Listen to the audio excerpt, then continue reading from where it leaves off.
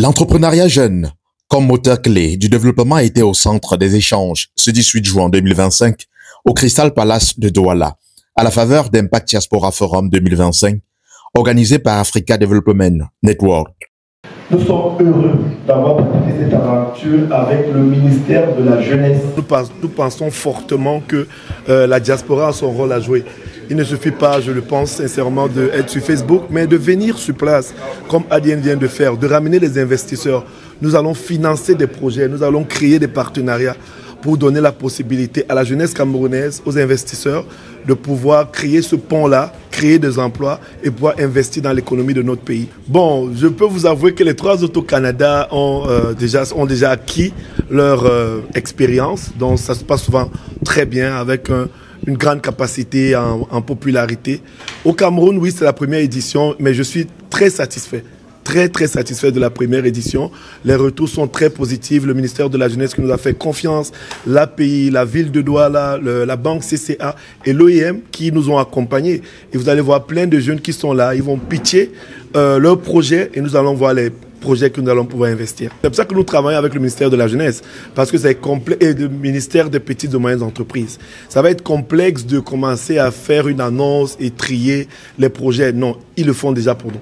Alors les jeunes qui sont en train de venir aujourd'hui travaillent déjà avec le ministère de la Jeunesse, avec le ministère des petites et moyennes entreprises. Ils ont déjà les projets, il y a certains artisans parmi eux et nous allons simplement les écouter, pitcher leurs projets et nous allons investir. Nous n'allons pas leur donner l'argent pour ne pas contrôler leur business, mais nous allons entrer dans un modèle actionnarial.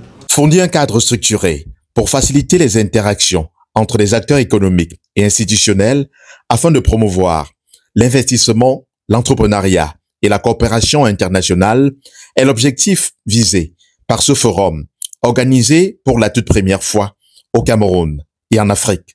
Je suis le président de Africa Development Network et c'est un plaisir pour moi d'être ici aujourd'hui. Nous sommes rendus à la 4e édition de notre forum Impact Diaspora et nous avons pensé le faire pour la première fois en sol africain. La raison principale pour laquelle nous le faisons en sol africain et particulièrement au Cameroun cette année, c'est que le Canada cette année a signé sa première convention Canada-Afrique. Et ça n'avait jamais existé avant. Donc dans ce cadre-là, le Canada va soutenir de manière plus institutionnelle des projets, des initiatives portées par les Africains pour le développement de l'Afrique et vice-versa. Donc, dans ce cadre, nous voulons amener beaucoup de sensibilisation. Nous voulons faire connaître cette volonté du Canada à travailler avec l'Afrique et nous avons choisi le Cameroun parce qu'il y a énormément de Camerounais qui vivent au Canada et qui font de très bonnes choses. Ils réalisent de très bonnes choses. Nous voulons les mettre en lumière. Il y a un certain nombre de Camerounais qui nous ont accompagnés. Il y a un certain nombre d'Africains qui nous ont accompagnés ici, des investisseurs et des acteurs de beaucoup de secteurs différents. Donc ils sont ici pour faire des connexions et ressortir d'ici avec des partenariats gagnant-gagnant. Pendant 2 jours, des investisseurs et experts dans les milieux de l'entrepreneuriat venus d'Afrique et de la diaspora nord-américaine vont dynamiser les échanges économiques, technologiques et culturels sous le regard bienveillant du ministre de la Jeunesse qui a présidé la cérémonie d'ouverture. Je dois dire que le président de la République, son Excellence Paul Biya, a toujours appelé la diaspora, la jeunesse de la diaspora, de rentrer ou de participer au développement de notre nation à travers ces différents messages à la jeunesse le 10 février. Et c'est la raison pour laquelle il a prescrit au gouvernement la mise en place de programmes tels que le programme d'aide au retour à l'insertion des jeunes de la diaspora, le Paris Jeudi, avec une initiative spéciale qui est Diaspora and Local Youth Joint Venture, qui encourage les jeunes de la diaspora à rentrer en joint venture, en coopération avec ceux du terroir pour créer des co-entreprises pour le développement de notre pays, les grands chantiers, notamment du plan d'industrialisation du Cameroun. Alors, l'an dernier aussi, avec l'appui de l'OIM, l'Organisation internationale de migration, nous avons lancé cette initiative de migration citoyenne et patriotique pour encourager ceux qui veulent à tout prix migrer, de le faire de manière régulière et de participer au développement de notre pays tout en participant au développement du pays d'accueil. C'est ça le patriotisme que nous voulons développer en ces migrants. Et nous nous réjouissons aujourd'hui qu'il y ait beaucoup de jeunes de la diaspora qui aient compris ce message du chef de l'État et répondent favorablement à son appel en rentrant, organiser des événements, en amenant des investisseurs pour participer, n'est-ce pas, au développement du pays. Et l'exemple de African Development Network, l'ADN qui est porté par nos compatriotes du Canada, en est un exemple. Et nous saluons donc cette initiative qui vise à connecter les jeunes du terroir aujourd'hui avec les investisseurs qu'ils ont invités venus du Canada et des 4 coins du monde pour pouvoir développer notre pays à travers différentes initiatives dans différents secteurs que vous avez suivis, santé, économie numérique, énergie renouvelable, pour ne citer que ces domaines. Donc, je crois que cet exemple doit être suivi par d'autres membres de la diaspora pour continuer, comme l'appelle le chef de l'État, à participer d'où ils sont au grand chantier de développement national. Impact Diaspora Forum se positionne comme le levier de transformation visant à faire émerger des partenariats transcontinentaux solides, innovants et porteurs d'impact durable. Cette initiative de développement, qui constitue une aubaine pour les participants, a permis aux différents panels d'exposer sur les opportunités d'investissement et de développement durable entre la diaspora et le Cameroun. Je construis l'amitié avant de voir le business avec n'importe quelle personne. Les Camerounais et la jeunesse qui est assise ici a besoin de bonnes nouvelles, a besoin d'avoir une espérance forte. On a également ce qu'on pourrait appeler l'exonération à la TVA, l'acquisition par importation du matériel. Donc présenter un modèle, présenter un exemple de cadre dans lequel les uns et les autres pourraient investir. Lorsque nous prenons le cumul de 2021 à 2023, c'est plus de 200 milliards de dollars qui ont été investis en Afrique via la diaspora. Malheureusement, le contraste est que ces fonds ne viennent pas sous forme structurée. Donc, ce sont des fonds qui sont investis en Afrique et par des moyens qui ne sont pas de nature à garantir une rentabilité la plus efficace de ces fonds. Depuis février, le Cameroun a mis en place une stratégie nationale pour la diaspora, ce qui nous parle en tant que président d'une chambre de commerce étrangère, donc la chambre de commerce Canada-Afrique. Il est important aujourd'hui que nous puissions rassembler ou mobiliser les forces entrepreneuriales des gens d'affaires qui sont au Canada et qui sont camerounais pour contribuer à revaloriser ou en tout cas à élever un peu le niveau économique en contribuant pas seulement au niveau financier parce qu'on sait que les Camerounais, la diaspora, ont contribué en 2025 environ 362 milliards de francs CFA. Mais l'investissement n'est pas que l'argent. L'investissement également, c'est le savoir.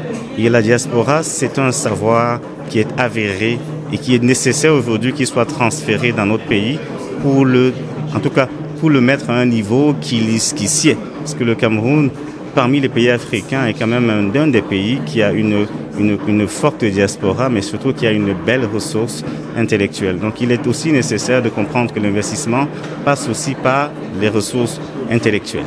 Le Canada est un pays qui offre d'énormes opportunités à travers la diaspora camerounaise pour investir au Cameroun.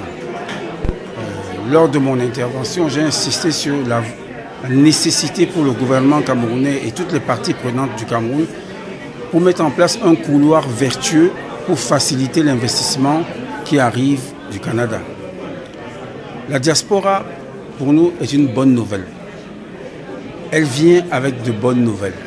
Ces bonnes nouvelles doivent être accueillies, entretenues et doivent permettre de coécrire une nouvelle page du développement du Cameroun. Je pense qu'il n'y a pas une réelle conscience au niveau des parties prenantes institutionnelles de l'importance de la diaspora.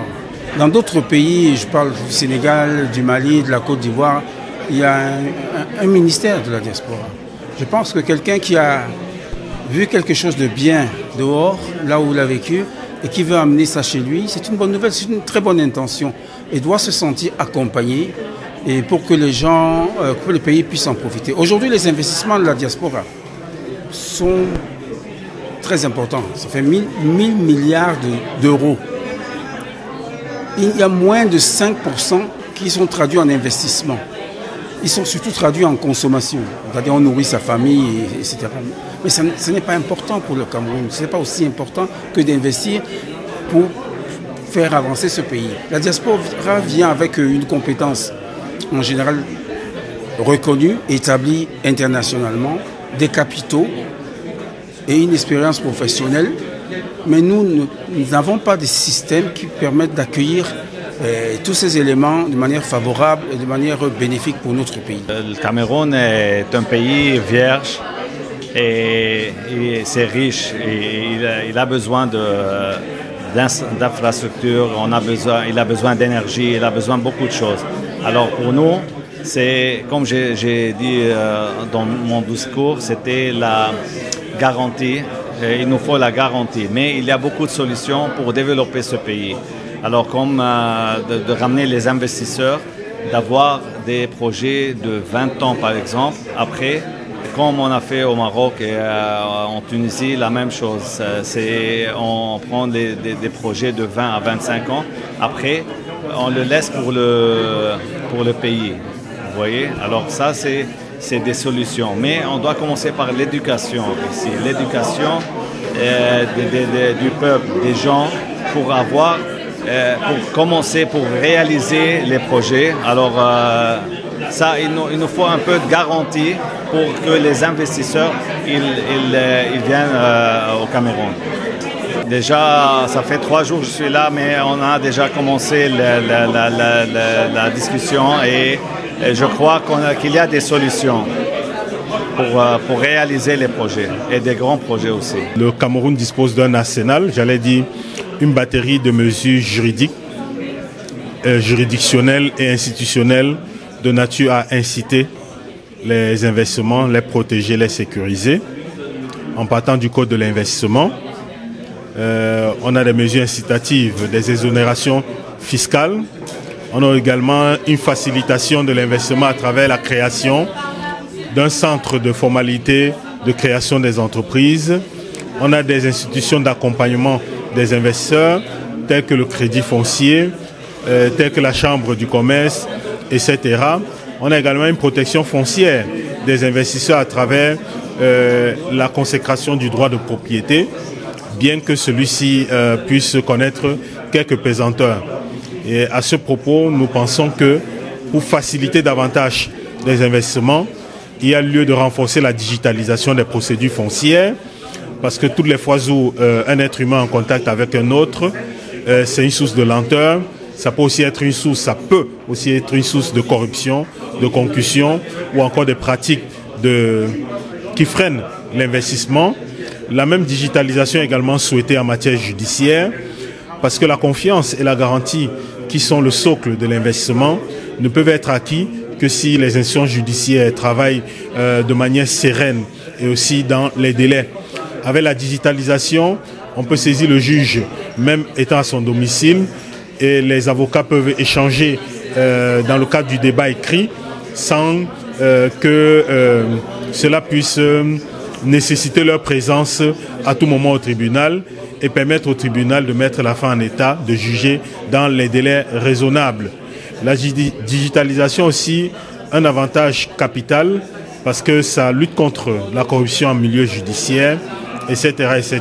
Donc, pour sécuriser, renforcer le dispositif déjà très conséquent juridique, institutionnel et judiciaire du Cameroun en matière d'investissement, il faut renforcer, il faut digitaliser davantage les procédures.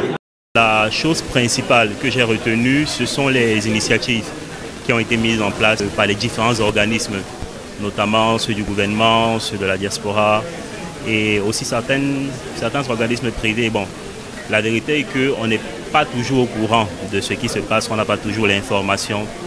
Et d'ailleurs même, c'est quand on arrive à ce type d'événement qu'on se rend compte qu'il y a la possibilité de solliciter des bailleurs de fonds, qu'il y a la possibilité de rencontrer d'autres professionnels du secteur qui ont beaucoup plus d'expérience et qui peuvent nous permettre de mieux évoluer en fait.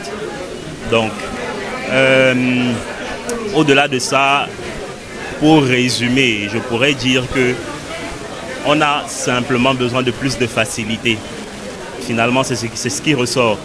C'est ce qui ressort. On a besoin de plus de facilité, que ce soit sur le plan institutionnel en priorité et que ce soit également sur le plan infrastructurel. Voilà. C'est ma première émission et je viens parce que je suis très intéressé par les questions d'économie locale. C'est important pour moi de savoir ce que les personnes qui ont la capacité de financer des initiatives locales peuvent mettre en place. Et sur ce point, je peux dire qu'il y a quand même un peu de satisfaction. Les échanges et partages d'expériences vont se poursuivre ce samedi, au grand bonheur des participants.